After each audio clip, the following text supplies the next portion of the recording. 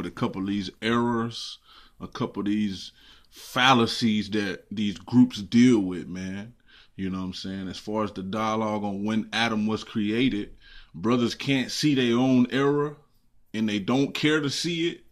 Either that or they just blind. When you look at the footnote, you can just look at it in your book. When you look at the footnote, because the 1611 gives you footnotes, it tells you that word Enoch means behemoth. No, it doesn't tell you that it means behemoth. It suggests behemoth. It don't tell you that it means behemoth. So he said it don't tell you that it means behemoth. So when we deal with 2 Ezra 6 and 49, it says, thou didst ordain two living creatures, the one thou callest Enoch and the other Leviathan. It has lines by the word Enoch, and then it says behemoth. So we're gonna say that the 1611 King James is wrong and you right. It says behemoth. It puts the Leviathan and the behemoth together. So that's just an erroneous doctrine. When you say that Enoch is a man, when you say that the behemoth is a man or that the behemoth is Enoch, you just in error.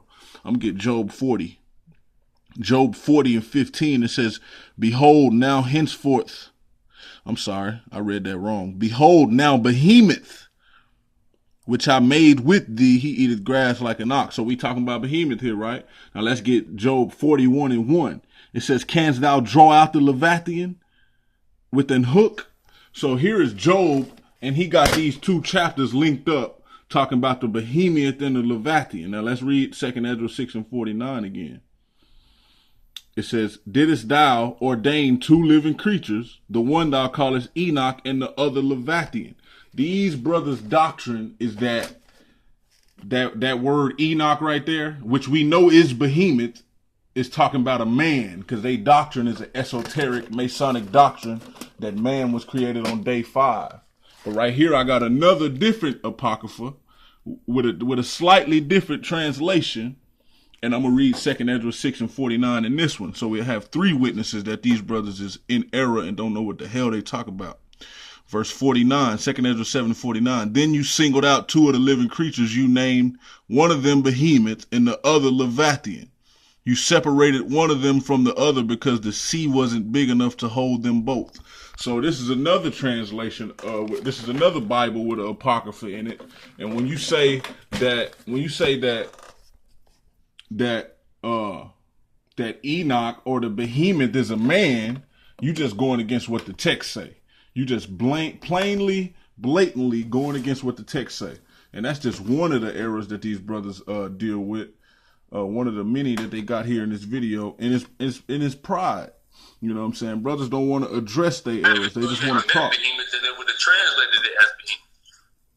It has the 2 encapsulating lines, and then, like you say, it suggests behemoth. And right here, I got a translation of the apocryphal. This is just it's an annotated apocrypha. It's the same. It's just a different Bible with an apocrypha.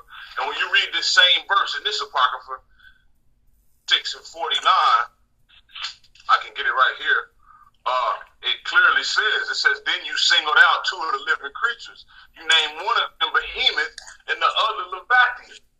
So I'm trying to see, like, do we say that the interpretation of the people that gave us the apocrypha is incorrect, or are they suggesting of that being a behemoth and not Enoch? Is that incorrect? And also, I want to ask you, we see that there's 2 Enochs in the book of Genesis. You suggesting that this is a 3rd Enoch? I'm not suggesting that it's an individual named Enoch. We're suggesting, if you watch the video, that Enoch had to do with being trained up. So we're suggesting that Enoch is in reference to mankind being trained up in that time period. That's what we suggested. So not that it's an individual. So basically he's saying Enoch was created on day 5. He's saying that it was a man created on day 5 apart from the day 6 creation. Now let's read the day 6 creation. Let's get Genesis 1 and 26. Because these brothers are delirious and delusional when it comes to understanding the Bible. And when you operate in that much pride, the Most High ain't going to give you no understanding. And that's why you run around talking about the man was created right next to a beast on day 5. When we got it right here, the text. Genesis 1:26, and God said, let us make man in our image after our likeness, and let them have dominion over the fish of the sea and over the fowl of the air and over the cattle and over all the earth and over every creeping thing that creepeth upon the earth. So we see that man has dominion over the beast. The behemoth is a beast or some type of animal. The Leviathan and the behemoth are beasts. They not men created on day 5, verse 27. So God created man in his own image. In the image of God, he created them. Created he them. Male and female created he them. Verse 28. God blessed them and said unto them, be fruitful and multiply and replenish the earth. So when we deal with that, somebody lying. That's our creation right there. Now let's get it. Let's get it in the New Testament. Let's get 1 Corinthians 15.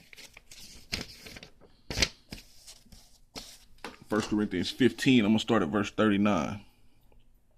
It says, all flesh is not the same, but there is one kind of flesh of men, another flesh of beasts, and another of fishes, and another of birds. So all flesh ain't the same. He created man on day 6.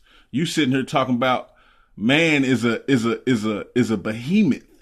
You saying he created man right next to the Leviathan. Instead of the Leviathan and the behemoth, it was the Leviathan and some type of man. And that's fallacy, bro. Let's get verse 45. And so it is written, the first man, Adam, was made a living soul. The last Adam was made a quickening spirit. So if Christ is the last Adam and Adam is the first Adam, where does your doctrine even come into play? It's not even in the Bible.